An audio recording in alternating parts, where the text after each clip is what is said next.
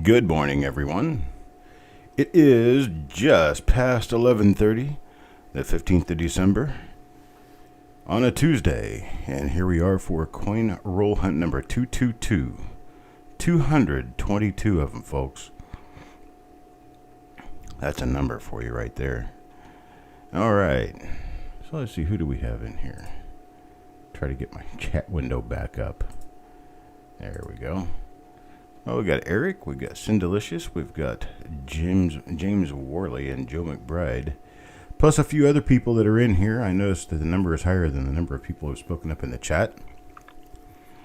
And I am going to work through completing the preparation step of getting things ready for the reveal here so we can chit-chat for just a little while. It's cold outside this morning. Ended up getting a little bit of a chill in the air.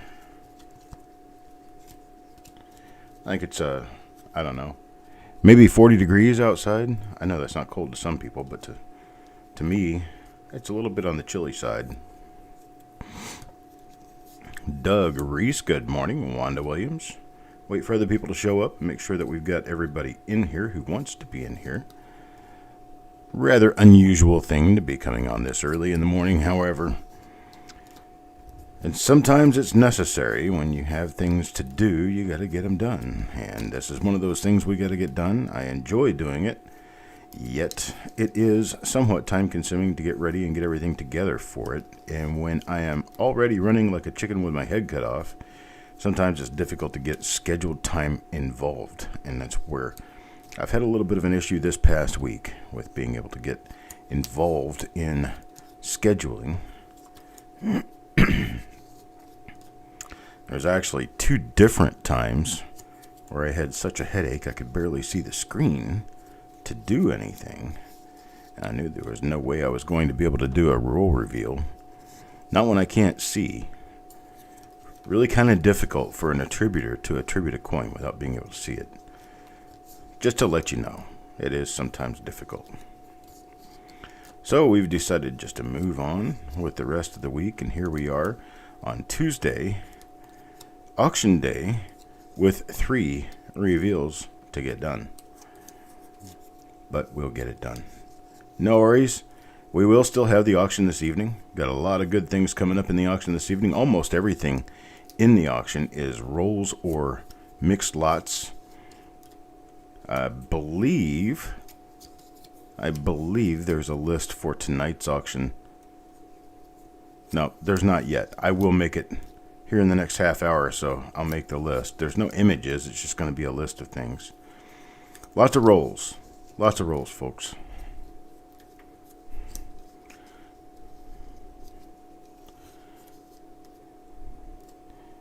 Good morning, Farm Doug. And who else do we have? Joe McBride. Good morning to Mr. McBride. Never fails, Joe. As soon as I say your name, I'm touching it. I put a card in a flip, and just as I was saying Joe McBride, I looked down and I was handling Joe McBride's flip. So there we go. I have to look at this so far as in making sure I get it done right, but as far as actually picking any particular order of names or anything to that effect, I do not. No specific order. I'm missing a name. Damn it. Damn it, Jim. I'm missing one. Hang on just a second. Let me figure out what's going on here. Had to have stuck more than one inside of one of these inserts. Oh, I hate it when this happens. I think 2 names stuck together and I got them both in one insert. Now I have to go and feel all of them and make sure I only have one per insert. This process can be difficult. Good morning, Mr. Allen. How are you doing today? I shall say Dr. Allen. Sometimes I forget my buddy's a doctor.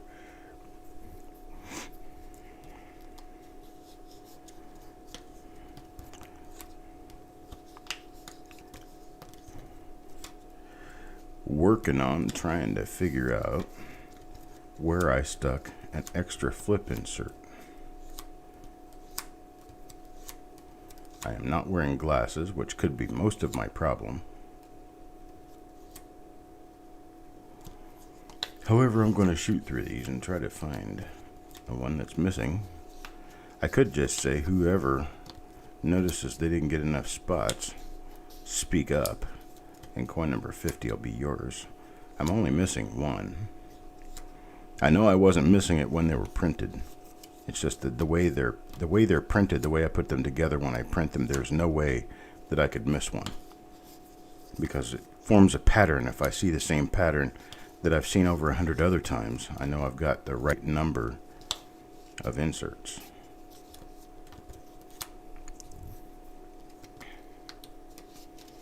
But looking for that one could be a rather arduous little task. I'm going to flip through them real quick and see if maybe I can just happen to spot an extra in here before I go feeling all of them. No, I don't. Okay, coin number 50. Coin number 50 is a duplicate. And here's what we'll do. It's not a duplicate, it's a unknown, basically, is what it works itself out to be. So what we will do is go ahead and do the reveal, and I'll figure out who number 50 is, because number 50 is a sole entity without a name. So we'll take care of that, and I will not waste any more broadcast time on it. There we go. There's 49 out of the 50, and we have our roll right here, 1955S. It's a machine wrapped roll. I don't think it's an older roll. This type of wrapper didn't come out until the 70s. So I have opened another roll from the same source and the same type wrapper, and it had RPMs throughout the entire roll. So, I mean, the whole roll wasn't RPMs, but it did have a number of RPMs in the rolls, what I meant. And so we'll just go through and see what we find. Who else have I picked up? Here's Wade Reynolds, Chief Stecker, and Coin Dragon. Good morning, guys. All right, here we go. Wrapper over the coins. What the Frank? I like that. I'm going to steal that. It's delicious. All right, there we go. 50 coins in a 50 coin roll. I moved my keyboard out of the way because I don't need it. And so here we go. Making sure I didn't drop my little insert. I'm so worried about that thing. I don't know why. Okay, let's go ahead and go. Coin number 1, Adam Chambers. Adam Chambers, let's see what Adam gets. Coin number 1 in the roll. Yeah, unfortunately, this one looks like a nothing so far. Yeah, and that's what we end up with out of here. Coin number 1, nothing at all. Let's take a look at the reverse real quick. Although there are no known double die reverses for the 1955S Lincoln Cent, there are some nice die chips like that one right there, and die breaks and other things like that. We'll just take a quick look at all these coins on the reverse, because there is some chance we could actually run into a discovery piece of a brand new double die reverse. You never know. It could happen. Not going to start singing. No way. Not going to sing. It could happen. That's not singing. I know, it's early in the morning. Well, it's early in the morning for me. It's 11:41 a.m. Some of you guys are already ready for lunch. I just ate breakfast. So, here we go. Coin number 2 goes to Sureg. Sorry. Coin number 2 goes to Sureg. Now we know that coin number 3 will go to Stonecutter. It is what it is, right? I enjoyed last night, folks. Had a great time talking about just whatnot, and answering questions and things. If you guys ever come together with a question that you'd like to ask and have me answer during one of these broadcasts, I'd be happy to do so. Trying to keep the subject straight on the coins that I'm looking at kind of gets a little boring when, well, you're not finding anything. Or even when you are. And it's just time to start talking about something else. Just because. So if you get a question in your head for me, regardless of what that question is, it'll be to my discretion as to whether I answer it. If you get too personal, I'll just tell you, hey, I don't want to answer that. But otherwise, I don't mind at all. And it takes quite a bit to get too personal for me, so give it a shot. You want to ask a question, and I'll give you the answer. All right, here's coin number 3. It goes to Stonecutter. A Christmas Carol? You're asking a lot.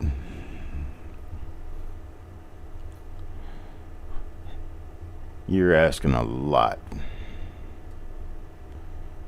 Come on, Light. We got an RPM here. We need to look at our RPM. Here, let's do it this way. That'll help out. Definitely an RPM. I'm not sure which one yet. But you can see the split in the upper serif. And we'll move it around so that you can see the split real well. There it is real well. You can see a split in the upper serif and a split in the lower serif. And we're talking about one of the listed RPMs. I'm not sure which one it is, though. I think, think this is number 3. I think, but I'm not sure. So we got ourselves an RPM in this roll, just as expected. All my 55S rolls lately have been pulling in pretty decent RPMs. I have proactively made a plan for the next 2 weeks for reveals. And let me share it with you so that you will understand what's going on. Hey, look at that die gouge. That's interesting. Right above the L of Liberty. That ought to make that one easy to identify. Wanda, all the crap that's in the center holes, don't pay any attention to any of that stuff. What you're looking at is the higher ridge of the RPM itself. So you're not looking at the holes in the S, you're looking at the S itself. And if you look, notice, I'm going to move this over just a little bit. I don't want to lose the lighting on what we've got going, so I don't want to move it too much. We'll get it nice and focused in right there. Okay, now I'm going to point to it for you. Right here, there's a split in the serif. Right here is a separation line between the two mint marks. Okay? So you can see that. This stuff and this stuff makes no difference at all. That's part of the floor of the punch. So when they punched the S in, this became punched in to the field. Now, which is the highest part of the die. All right, let's turn around this way. This way right here. Okay. Well, you can't really see it very well, but there is some elongation of this area of the S right here, which indicates that you've got a split in the serif here that you can't really see very well in this particular picture. But I'm not looking at any of this stuff. I don't care about any of this stuff. It's just right up in here where I'm looking, right on the S. Okay. So this is an RPM. I have been told by Chief Stacker that this does appear to be RPM number 3.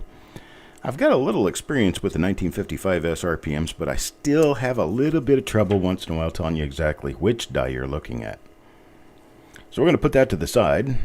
That appears to be an RPM. I do believe it is. And we're going to go on to Chase Carlisle. Chase Carlisle's coin looks just like this. Let me zoom out because this is really difficult to use if you're zoomed too far in. Let's bring it out here and get a good focus.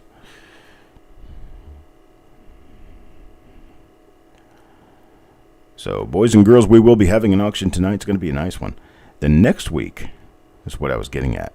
Next week, I'm going to be doing a show that will be nothing but reveals. Nothing but reveals. It'll probably be a 30-minute show, 45-minute show where we will sell reveals for the Christmas week. And I will not be doing an auction that week. We will be doing nothing but reveals that week. I'm going to try to put together a sale for, I'm thinking maybe New Year's Day, maybe the weekend after New Year's Day. I'm not sure.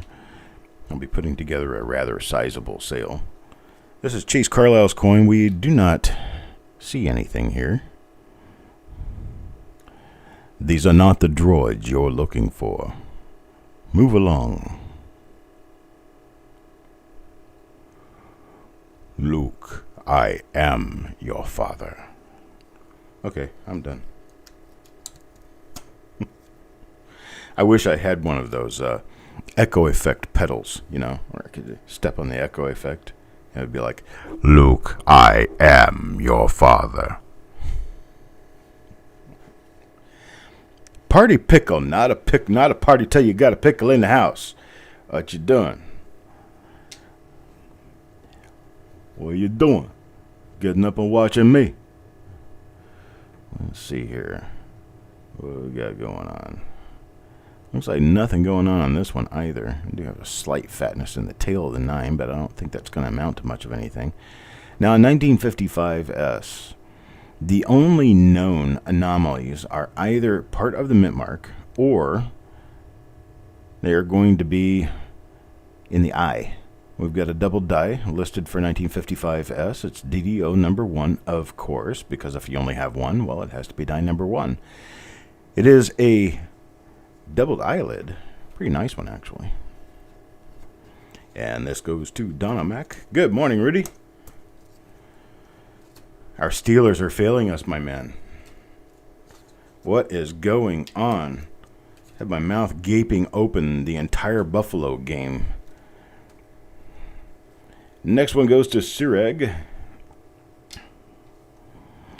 Sireg's coin is... it does not appear to be an RPM, unfortunately. Yeah, maybe it is. Let me zoom into this. Get a good close look. This could be RPM number 4. Or it could be a hit on the mint mark. Any number of things are possible. I do not believe this to be an RPM, unfortunately. Randy. That's right, the offensive line is falling apart. Unfortunately, too many injuries means that you can't sustain your winning streak.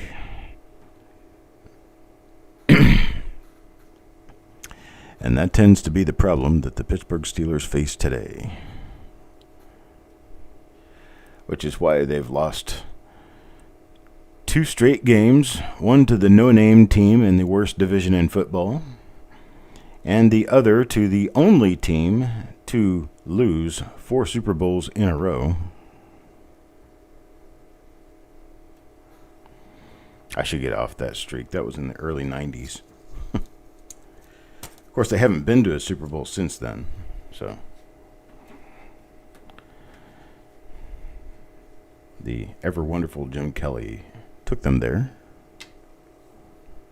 and they haven't been there since. Well, actually, Thurman Thomas had his way in helping that. Okay, we have another nothing. Pretty nice coins here. Relatively spot-free, relatively mark-free. Ooh, what do we have up here? What is this, boys and girls? Let's see what we have going on here. Is that your best picture of a bill, Coin Dragon? You got a bull? Yeah. I'm kind of looking at this. Okay. Yeah, I was kind of looking at this little thing coming off the T of trust here. Yeah, it looks like it's part of a die scratch. Unfortunately, it looks like an old die gouge. I thought maybe it was a double T there for a while. Good morning, Sissy. Hope you're doing well, staying warm wherever you are. Sit back and enjoy the entertainment. Got a happy little tree, lives right over here. Oh, yuck. I forgot to look at the reverse on this one. Here we go. Take a look and see what's here. Ooh, we have a rather weak strike going on. Look at that. Wheat lines are not...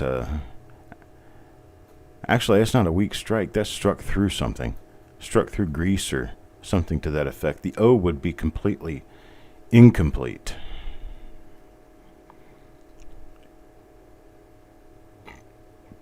El Park, Texas. I don't even know where El Park, Texas is.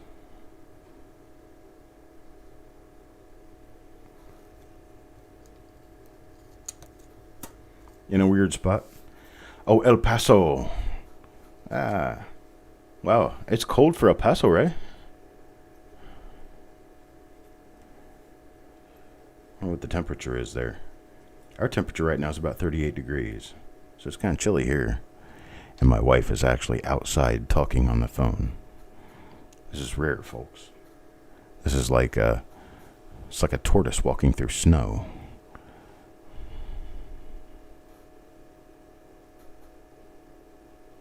Bob Ross. A happy little tree lives right over here. Shh. There's a little squirrel lives inside of it.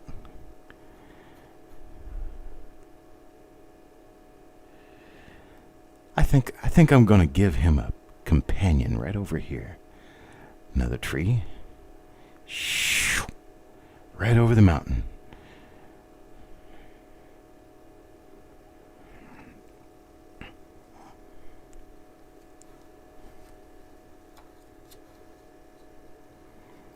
Are we ever going to have a Mrs. Coppercoins reveal? I doubt it.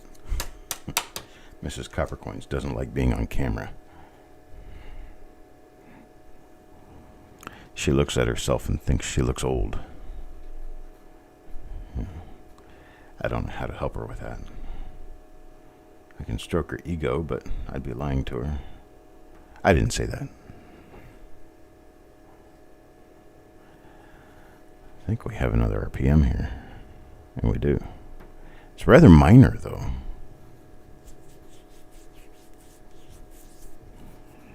Looks rather minor. But I think we're going to keep it for now. Number 9. Okay. Number 9. Number 9. You remember that? The Beatles. I put out a song a long time ago, Revolution Number 9. And if you play it backwards, it says, "Turn me on, dead man. Turn me on, dead man." And so this is number 9. Well, this is another one that we've got. It has the little mark above the L. I'm going to have to look through the rest of these coins because I think I've passed by one of those. Look at the left wheat. Yeah, me and Sherm are going to be sharing a house in the backyard, aren't we? Left wheat. Left wheat, nothing in the left wheat. Wow, look at that blotch of grease. Eliminated those letters. Dude. That's cool. Not chatting much, we're wrapping gifts. Why, thank you, Chief Stacker. Do you need my address? Hey, look at that little struck through fiber. A little fiber right inside the E there. Interesting. Very nice. Mid-South Texas, and I'm in North Texas near Oklahoma. Any other Texans in the house? I will let you know that I am not Texan. However, my second marriage was in Texas. That's right. Marriage license to my second marriage will show up as being in Texas. All my exes live in Texas. I'm looking through the rest of the coins now to see if I missed one of those. I'm just looking at the L for that bar of stuff above the L. Because I was pretty sure that I hit one of those earlier. I did mention it. And I think maybe it was the 1 RPM I did pull out.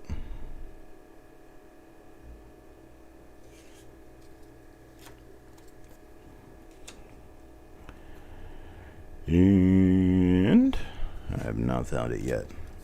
Unfortunately, I don't think it's in this pile. Well, fortunately, I don't think it's in this pile, because that would mean I took it out as an RPM, which is exactly what it is. But I thought I found 2 different RPMs in this roll so far, but I guess I've only found one, because I've got 2 examples, and they both have the same mark. Here we go. This one was coin number 3 for Stonecutter, and coin number 3 for Stonecutter has that mark above the L, as does Joe McBride's coin number 9. Joe McBride's coin number 9 is this one right here. They've got the same marker, so they do belong to the same die. There it is. Struck through grease is, I guess I could call it a minor error. Good morning, Jeff Dunn. But it's not really a valuable collectible error. People don't jump up and down over it. There's another RPM for you. You can see right there on the upper serif, you can see an extra little mark, I think. Let me zoom into it. Take a good close look.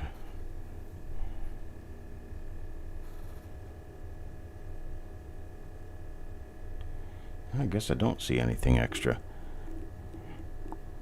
Thought I saw it, but I didn't.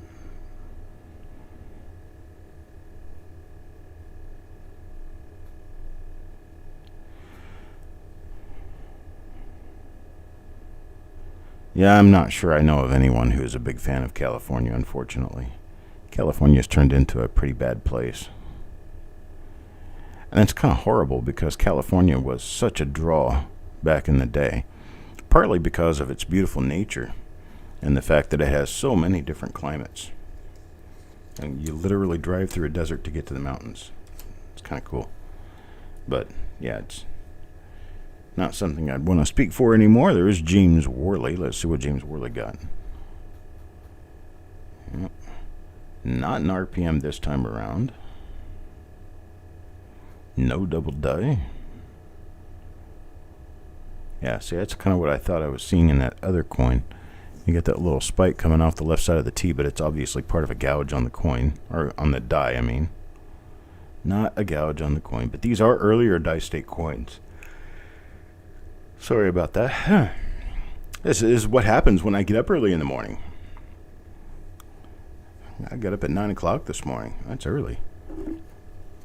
Folks, I was up until 4 a.m. working on this stuff. So that's why I get up at 10, 11 o'clock in the morning, because I'm awake usually until 3 or 4 o'clock in the morning.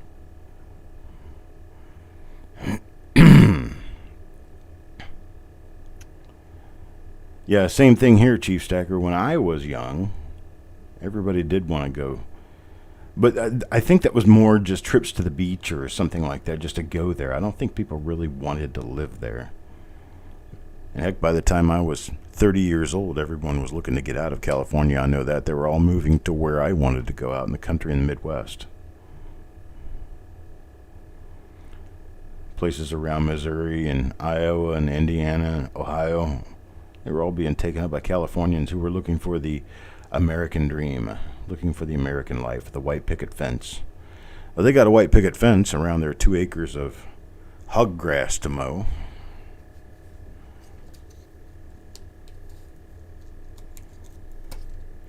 Now they're all looking to go back to the city. The new of the farm life has worn off. And so what they're doing is they're buying up all the farmland, developing it into subdivisions of houses. We're losing all of our farmland. And it's going to the overpopulation of the United States of America. The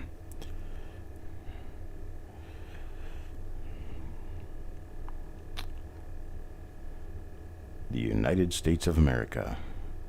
And to the republic que simboliza una nación bajo del yo, indivisible con libertad y justicia para todos.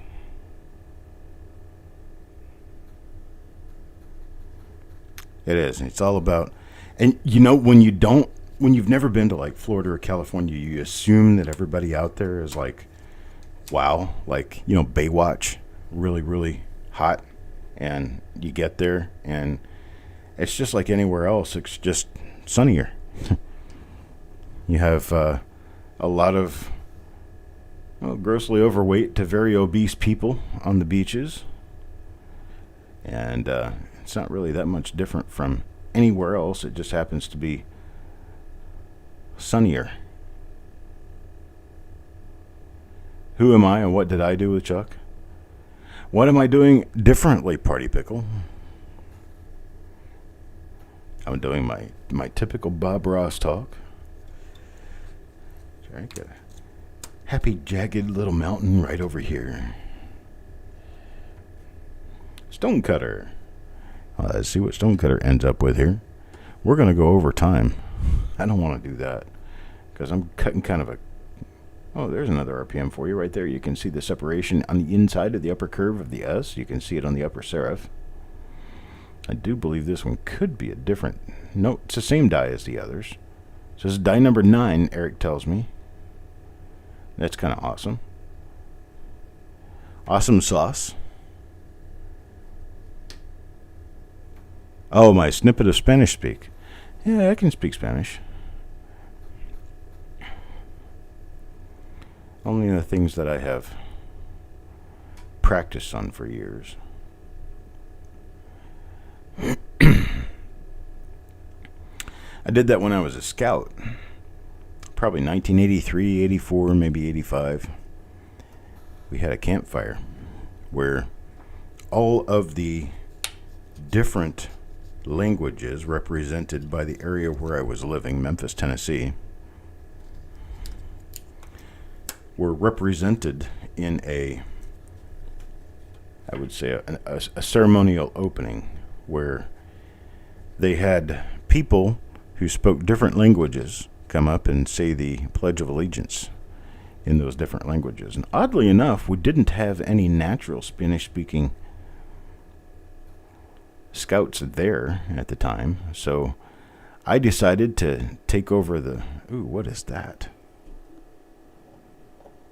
Okay, that's just a flake of something that came right off the coin. There we go. I thought that was a big black spot on the coin. Not. Well, anyhow, we had no natural Spanish-speaking people to take over the part of saying the Pledge of Allegiance in English or in Spanish, so I took it. I learned the pledge in Spanish, practiced it enough where I was good at it. Now I got up there and I spoke every word of it just like I should have. Chief Stacker, you got a beautiful place in Florida. Where do you live in Florida? Give me the name of the town or the county or whatever makes you feel comfortable.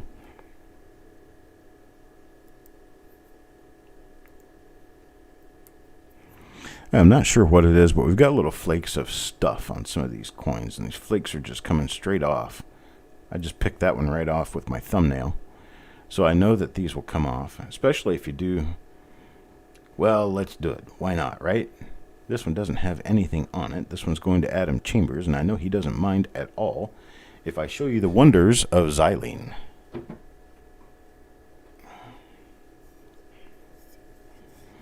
Xylene is this stuff right here. Oops, I need to put the bottle right side up. There you go.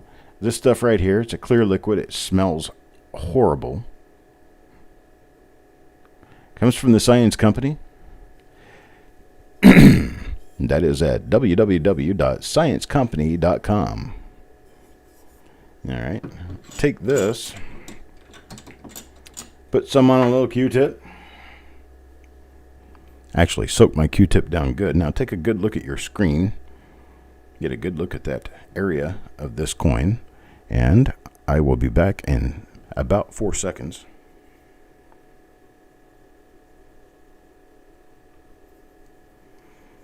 Right after I take all that crud off the coin with nothing to show for it.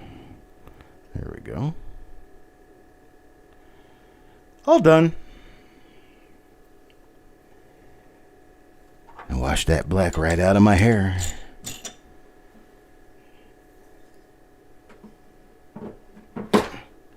That's how that happens, boys and girls. You can take any of the looser crud. You can't, probably not going to get at any real crusty hard stuff, and you can't do it. You can't take carbon spots off a coin with this stuff. But anything that's more or less loose, something that you can remove like wax or other light remnants, dirt, other stuff, will come off very cleanly with a little xylene and a Q-tip. Xylene available at sciencecompany.com. Comes in I think it's a half-liter bottle, somewhere around $25, $30. Hey, look at that little structure on the F of right there. It's an interesting little peeling structure. A very interesting looking stain around it too. That's odd. These coins are original, so there's no question that they are original from an original roll. Well, take a look at that. Ah, nice little die break on the reverse there. On the die crack going about 2/3 of the way up the right wheat. Unfortunately, that's a great marker, but not a marker for anything that we need to be paying attention to, because there's no doubling on the obverse or the reverse of this particular coin. That's right. Crud be gone.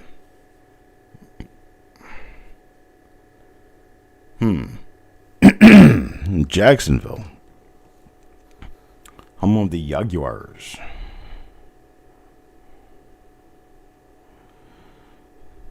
Second worst team in football. I guess they're just barely ahead of the Jets. And the Jets be saying, "Are we ever going to win another game?" Sorry, New Yorkers.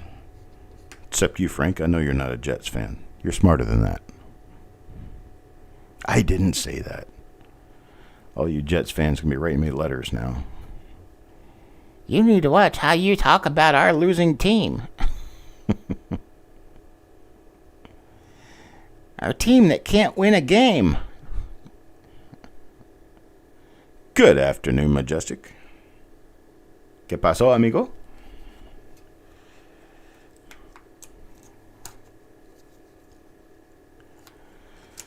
Ahora está el día del español. We are speaking Spanish today. Benny and the Jets.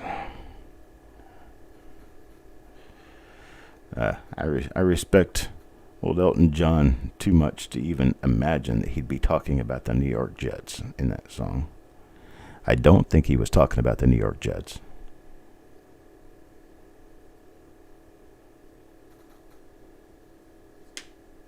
Always play the under on Jets games. There you go, man. Taken from a true shark right there. Thank you, Captain Obvious. Is there anything else? We're bald.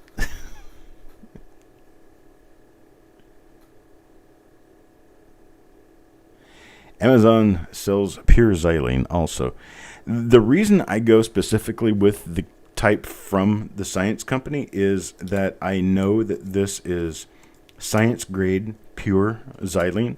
It's not like the gallon of stuff you can buy for $15 from your local hardware store that is used to thin paint. This is laboratory grade xylene. Laboratory grade is what I always want to go with when I want something that is going to last properly, that won't change because of perfumes or other chemicals or other things. It's kind of when people talk about using acetone, they go and grab their mother's or their wife's. There's another one of our RPMs here. This one's hard to see. There it is. But it is the same die. Die number 9. Number 9. I just don't like putting anything that could possibly be impure on my coins. It also says laboratory grade. $40. $40 for the one that I am showing.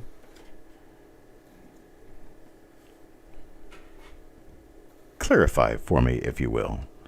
And I am going to go let my dog in before he puts scratches on my door. Hang on just a moment.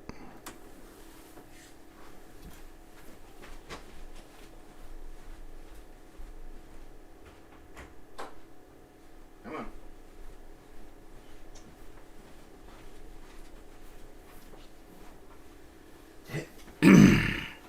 He's decided he wants to come to my office and spend time in here. And I had shut the door so as not to disturb the remainder of the house. This one's not an RPM.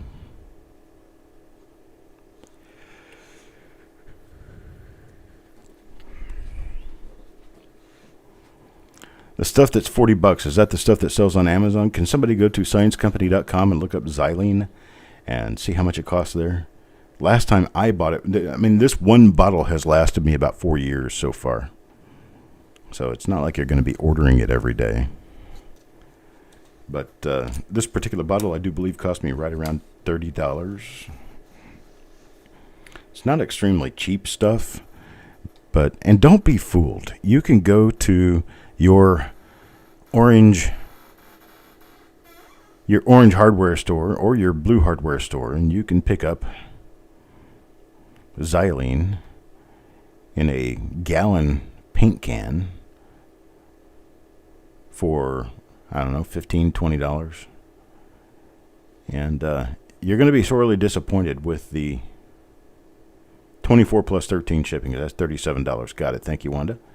It's 500 milliliters, a half a liter.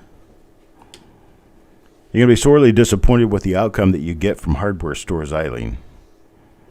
If it's not laboratory grade, don't get it. It's showing all the little anomalies that you can find on the reverse of 1955S Lincoln Cents. Get all these little rocks over here that we have to show. Get the shadow just right, just like that.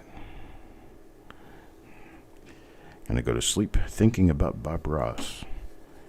Maybe I should get a afro. Get myself a big perm. I don't have enough hair for a perm, and my hair grows straight anyway. Straight to the ground. I tried that. Back in the days of flyback haircuts, parting in the middle of brushing on the sides. That's what I did back then. I got us another normal 1955S Lincoln Cent. It will last you forever, Joe, especially if you take a good sealable small bottle, a tester size bottle. Make sure that it is glass and that it has a good resistant plastic insert or rubber insert on the lid. Hey, Sherman. Hey, get out of that.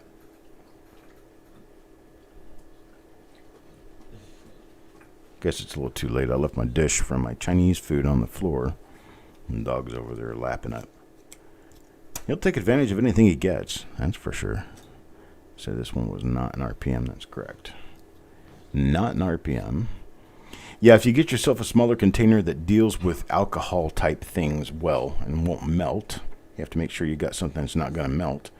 You can pour off like a small amount, couple of ounces into another jar and keep this one closed. And just keep feeding your small jar, and it should last you pretty much forever. Hey, look at that. Spiked head. It's an odd form of spiked head. That is a carbon spot right there. That's the first one I've seen in this roll, but that is a black carbon spot, unfortunately.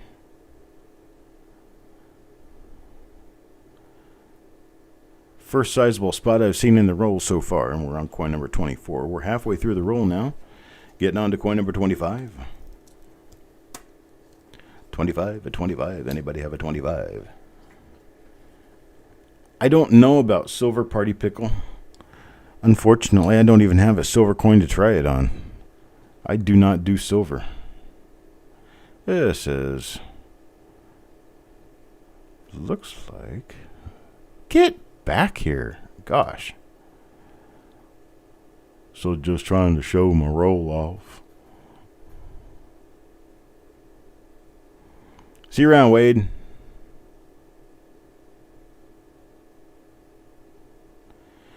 Yeah, party pickle, I've never tried it on silver. I do not know much about silver.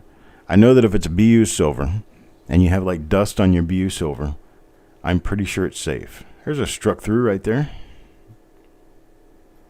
Struck through area. You can tell those from a hit on the coin because a struck through is not going to have any raised metal around it, because it was actually created while the die was in contact with the surface of the coin. So there was no place for that metal to go except straight down. Amazon, free shipping. Well, try the Amazon kind. See if it works out for you. I'm just telling you the brand I use because I bought it. Well, I bought it before Amazon was even popular. James Worley. Are you looking at James Worley's coin now? And we have another normal 1955S Lincoln cent. Oh, looky there. That is cool. That's a clash mark from the wheat stem on the other side of the coin. And let's see, the other one doesn't really show up. Just that one does. Really nice. Yeah. That's the wheat stem right there. And we look up and we've got a very well polished die clash. Very well polished, meaning that it is no longer visible in most areas. But this was a very strong die clash at one time, as is evidenced by the fact that you can see the wheat stem right there on the obverse of the coin.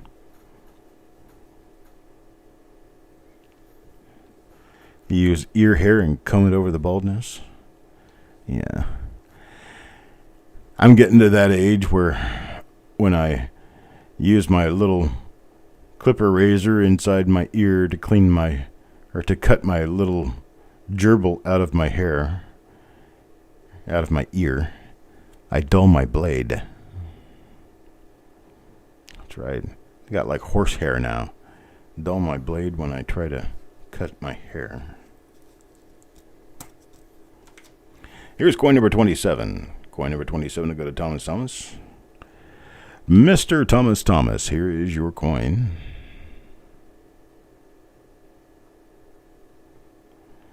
Got nothing going on. Another nada, unfortunately.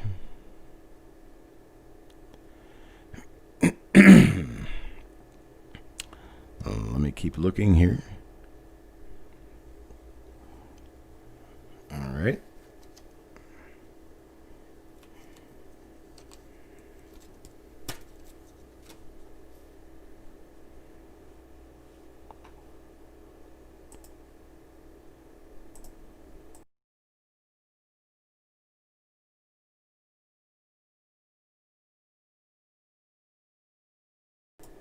Hey, there's one for Wanda. Let's see what we have here.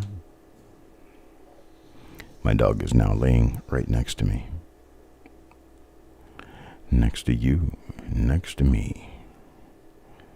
Unfortunately not an RPM here. Hello, Mr. Harmon. How are you doing? Been a little while since I've seen you. I hope things are going well. I always worry about all you people when you disappear on me. You just disappear and I have no idea what's going on. Been wondering about you for sure. Just because you're part of the family and, well, you didn't show up to dinner, so I'm trying to figure out where's Donald? How's he doing? Yeah, a few people like that.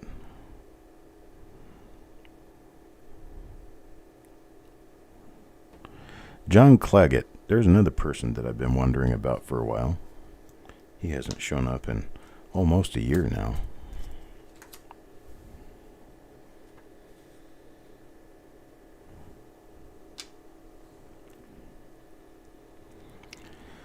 Another one's John Brandon Bowe. I haven't heard from John Brandon Bowe in about 2 months. 2 or 3 months. Stanley Sally. What's that? Scent Hoarder. Haven't heard from him in a long time.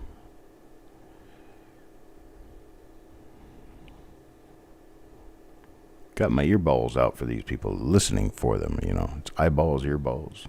Got my eyeball on you.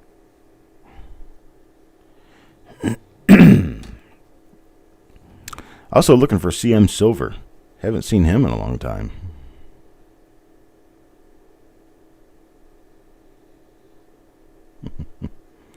Hidden Numismatist. Good morning, sir. I'll let you know as soon as I actually start getting some sort of result from the whole thing. Then it might be worth doing. The one thing that I can tell you guys, please do not overtax the U.S. Postal Service with claims on lost packages and missing mail after 2 weeks. Yes, 2 weeks is generally a period of time that you would expect to see your mail within, but right now is not a regular time. Expect 1 month delivery time on your packages. Expect 1 month. Then after 1 month, start your investigation. But expect at least 1 month. That seems to be rather normal for late packages now. It's about a month. I still want to insist to the U.S. Postal Service, if anybody out there is watching or listening or will be listening who has any power at all in making decisions for the United States Postal Service, I think that it would be a really good idea to bring back first-class box mail. Charge us a lower rate than priority. Charge us a first-class rate, and then we won't care how long it takes you to get the mail to the next destination. Priority is 3-day mail. If you can't get my package there in 3 days, don't call it priority and don't make me pay the higher price to get it there. You sent a package today and it said delivers by Saturday? Yeah. Okay, Joe. You tell me how that goes for you, okay? Hey, there's another one. Another one of our RPMs. There's the marker for it. And as we keep looking around, sorry, I've got a frog in my throat, unfortunately, folks. Sorry. Keep coughing in your ear.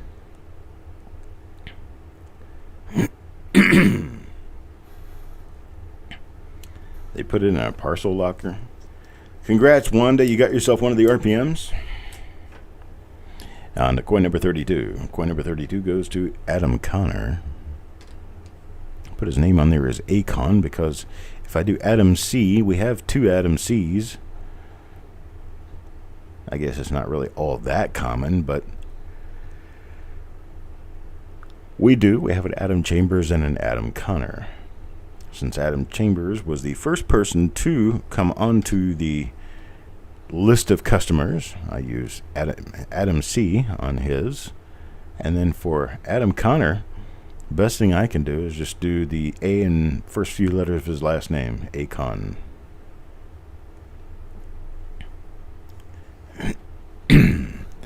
And Adam Connor takes another normal 1955 S Lincoln cent.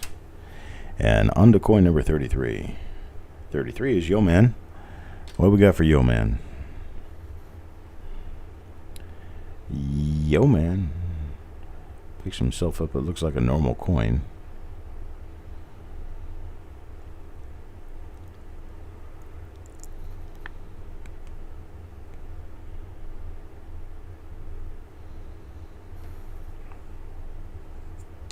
All right, let's take a look at the reverse on this one real quick. This one appears to be a pretty high-grade coin, even though it may look a little messed up. When you look at it way up close like this, if you get it, down to a 5X, it's probably going to grade out to be a 65 plus coin.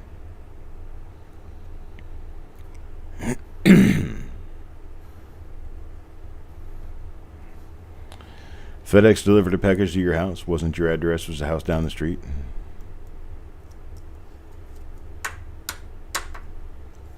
Oh boy, you guys had each other's package. Oh, why they? I mean, that's a simple matter of paying attention. I don't think there's anything else to that. It's a simple matter of paying attention. If you can't pay attention enough to do a delivery job, go work somewhere else. They've got people working in all kinds of jobs where you don't have to pay attention to dates and numbers and letters and stuff. It used to be that to be a carrier for the U.S. Postal Service, you had to take a processing test where you were to memorize a number of addresses and be able to answer informational questions about different addresses. And you basically had to remember your entire route. You had to know your route, know the people on your route,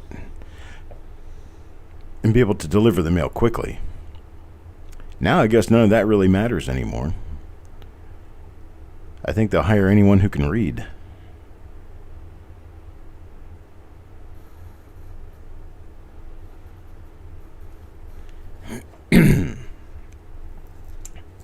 Something tells me, a little sneaking suspicion, that they have way lowered their standards. A lot lower than they used to be. Because some of the people I see working for the Postal Service now probably couldn't pass the test that I saw years ago.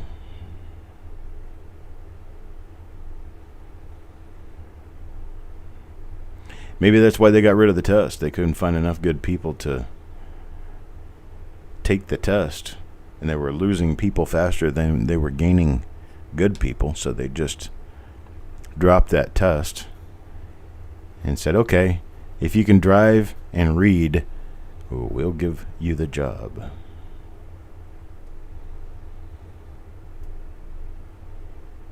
You were called a casual? Why were you called a casual? I'm very curious now. Joe the Casual.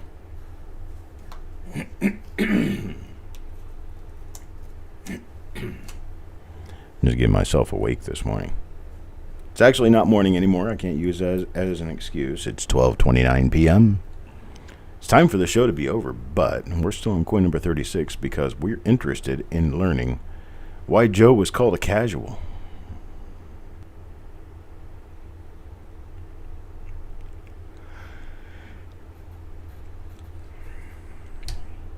Pray tell, Joe. He's probably frantically typing it out now. So I'm not real fast at typing. It's okay, Joe. Take your time. Looking at these coins and try to figure out if there's anything on here we need to be talking about. We've got plenty of little die scratches, die breaks, and die cracks and things like that all over these. Which are relatively common for 1955S. There's the next coin goes to Wanda. And Wanda will receive. And didn't have that marker, so it's probably not an RPM.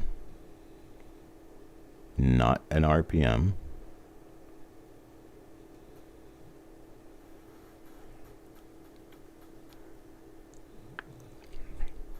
Oh, wow. So they gave you a name, Casual, so they could overwork you and underpay you because you're not a real postal carrier. Wow. Yeah, I wouldn't last long at that job. Disrespect me some more and I'll work harder for you. Here we go. Nope, it's not one of them. Used you. That's right. Used you like a roll of toilet paper, they did.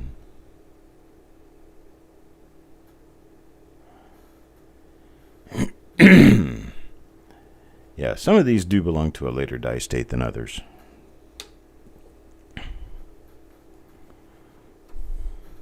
That sounds horrible, Joe. I'm glad I didn't end up pursuing that route.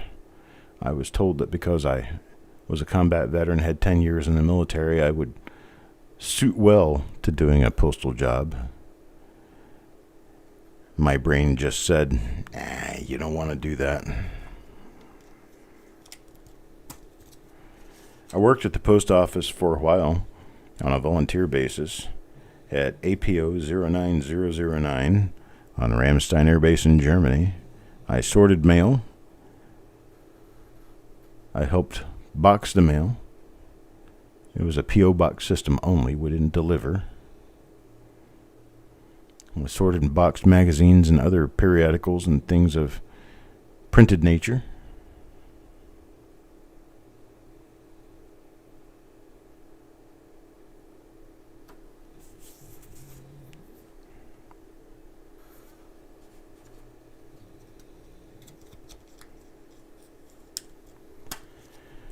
we have any coin questions that I can answer while I'm going through the remainder of these coins? Got 10 coins left. Plenty of time to answer a couple of questions. If anybody has any questions about coins, coin collecting, coin supplies, stocks, anything that has to do with coins.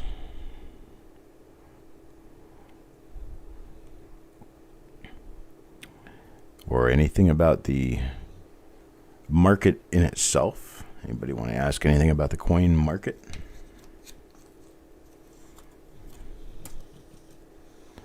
Past, present, or future of the coin market. A pretty good dial on what's going on.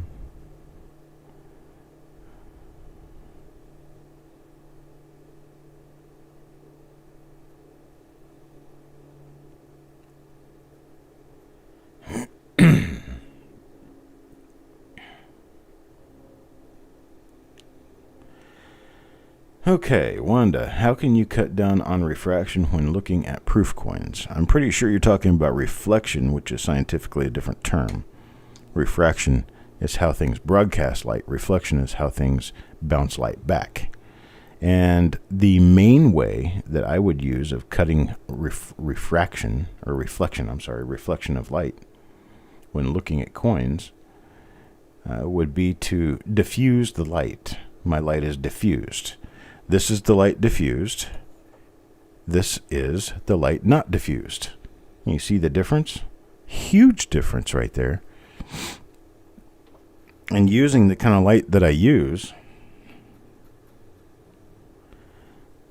without that little thing that I use, this little guy right here is a coin tube that's mostly covered with black construction paper. I cut the ends off of the tube, and the inside of the tube becomes my lampshade. And I just stick it over the ends of my light guides.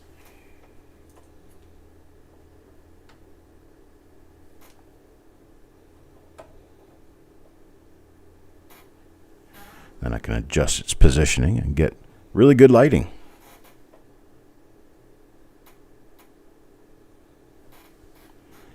Get all those. You can also put the coin at an angle. You can, but you still need diffused lighting. That's your number one goal, is to try to get your diffused lighting. Diffused meaning shielded with something translucent. You can use a piece of a milk jug, one of the milk jugs that's milky white. You can use, there's a particular screen material. It's plastic. And it's like a thin sheet of plexiglass that you can roll up, and it's called gaffer's plastic. There's also a relatively clear but translucent white material that they sell at the store, mainly your local Blue Hardware store. And you can get that stuff, and it's made to line the wire shelving so that you can get, like, you can put canned goods and stuff on your shelving and the edge of it won't fall through and tip your can over. That shelving material is also good for shielding your lighting. But with this particular case, with it being under a microscope like it is, it needed to be shielded very small, like. So milk jugs and other stuff like that wouldn't work. Now, when you're viewing proof coins, when I view proof coins through my scope, I not only diffuse the light, but I do tilt the coin slightly. And what I use to tilt the coin is, you're going to laugh, but it is the top of a rubber hand sanding block. It has the perfect curve on it for sitting a coin on top of it and tilting it just ever so slightly toward the light. And there's my sanding block right there that I use. It's a rubber sanding block. I just set it on the scope and put the coin on top of it. If I need a straight on shot, I do that. If I need it to be pointed toward the light, it's moved over to here so that it is tilted.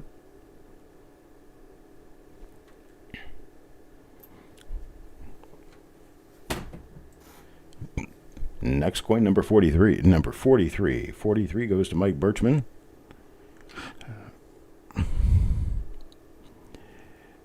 Now serving number 43. My dog can't decide where he wants to lay. He lays down at my feet, and then he moves to the chair. And then he goes back to my feet, and then he goes back to the chair. The highest grade a coin can get that's not a proof, MS-70. MS-70 is your highest possible grade for a coin. Generally speaking, you're not going to find a coin that's graded over 67 or 68. Typically 69s and 70s are something that usually happens with coins specifically minted and packaged to be collected. Your typical coin for circulation, like this particular coin right here, was not manhandled, or it was not glove handled in the way that you would expect a collectible coin to be handled, because it was not intended to be a collectible coin. These coins were intended to be spent and used, but they weren't, to our luck. Doug Reese. And of course, proof coins can also be graded 70.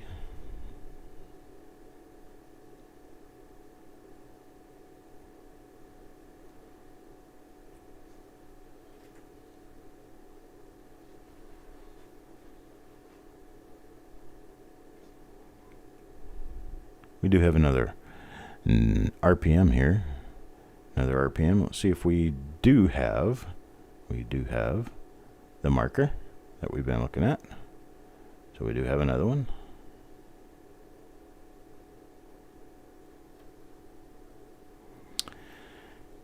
Yeah, frisk masking could also work, but it's sticky. So you have to watch for that. But frisk masking would probably work. The important thing, once you get that done, if you're going to be using a camera on what you're taking photographs of through your microscope or whatever, if I was to take a photograph of this, the very first thing I'd want to make sure of is that my camera was properly white balanced for the material that I'm using. And it's a huge scientific algorithm that's used to figure that out, but generally your device will do it for you, even your phone. All you have to do is use a preset white balance setting and snap a picture of something white under your lighting with that preset white balance set selected, and all of your coins will turn out the right color. It's very, very important. Regardless of what type of lighting you're using, you can even be using a straight halogen light or incandescent light, you still need to white balance your camera. White balancing your camera means not selecting auto, like a lot of people tend to want to do. You don't do auto. You do the preset white balance setting. Or the preset white balance is going to have a pre on most cameras and most phones.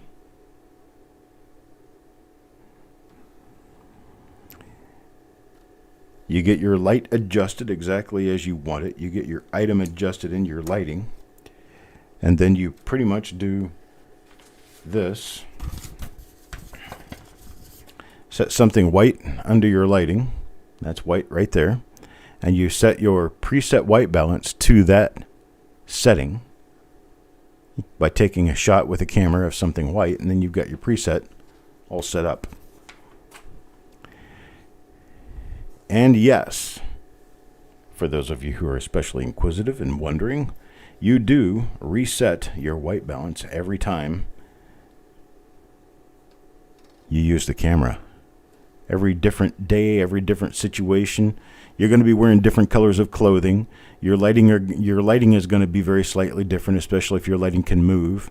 If it's daylight outside and you have any daylight coming in through your windows, it's going to make a difference.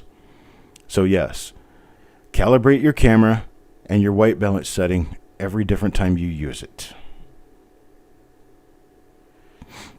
Sindelicious, I am self-taught. I took photography in high school as a high school class just to have something fun to do. Unfortunately, it didn't teach me a lot of the things that I really needed to learn because I wasn't really paying attention. Things like fixed focal length and different types of lenses for different types of photography things to do. I didn't listen to most of that, and I should have.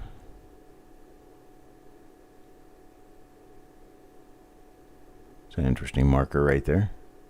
Haven't seen that die so far.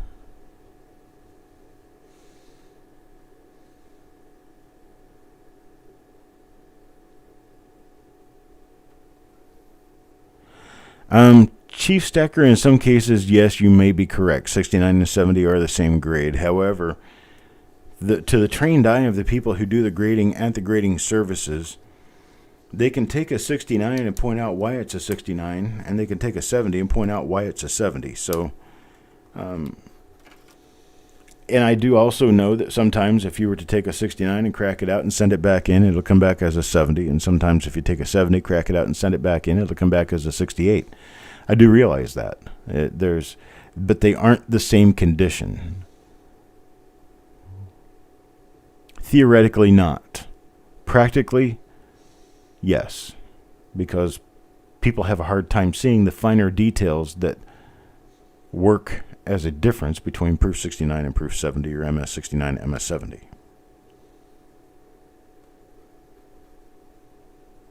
There we go. Here we go.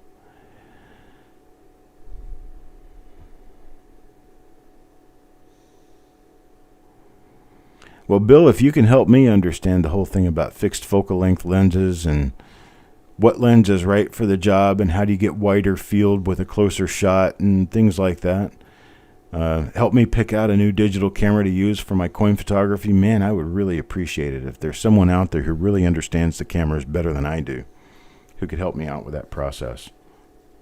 That would be amazing. Now, coin number 50. We're up to that coin where I don't have a flip insert. So I don't know who it belongs to, but I will find out who it belongs to. I've got a list of all 50 people, all 50 coins, all the people who belong to all the 50 slots. Whoever belongs to coin number 50 is going to get this coin. Very nice looking coin, but it is not an RPM. It is not a double die. Run into this die a number of times throughout this roll. And that's it, folks. 50 coins out. 50 coins done. And I'm going to figure out who... Okay, Joe, you should have 2 and saw 1. Well, this could be, it could easily be your coin, Joe. I'm going to go ahead and put it in the holder. I'm going to look through the stack here real quick. These coins are the ones that turned out to be die varieties. The die variety is probably RPM number 9. So we're going to go with coin number 44, 31, 20, 15, 9, and 3. Those coins belong to Stonecutter, Joe McBride, Stonecutter, Jeff Dunn, Wanda, and Doug Reese. So we've seen a Joe McBride coin right there in that pile. Let me see if I see a Joe McBride coin in the regular pile. And if not, that coin number 50 will probably be his. Boom, there it is right there. So Joe, you did get 2 coins. Got number 39. And whichever doubled RPM that I showed you there. Which one was that one? Number 9. Number 9, number 39 belong to Joe McBride.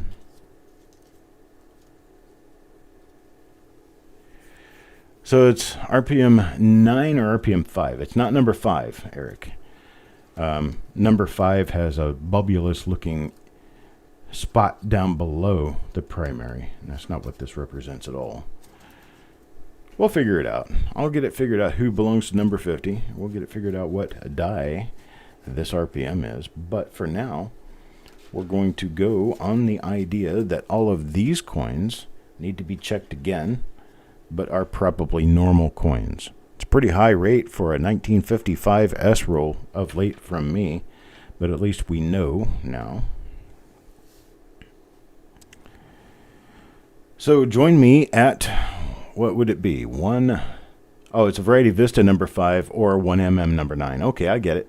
They don't cross. Understood. It is number 9.